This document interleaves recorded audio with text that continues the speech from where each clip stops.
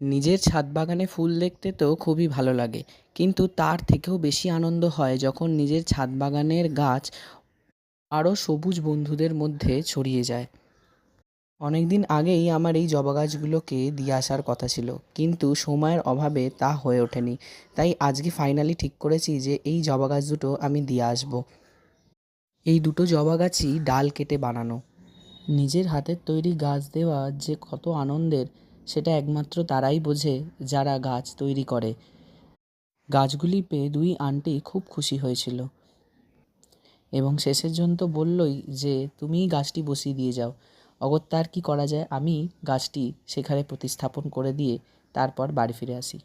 আজকের মতো আসি, দেখা হচ্ছে পরের ভিডিওতে। ভিডিওটি ভালো লাগলে অবশ্যই একটি লাইক এবং চ্যানেলটিকে সাবস্ক্রাইব করে আমাদের পাশে থাকবেন। আর কলকাতা এবং হাওড়ার মধ্যে যদি আপনারাও গাছ নিতে চান তাহলে অবশ্যই কমেন্ট করবেন এবং ভিডিওটি শেয়ার করে দেবেন।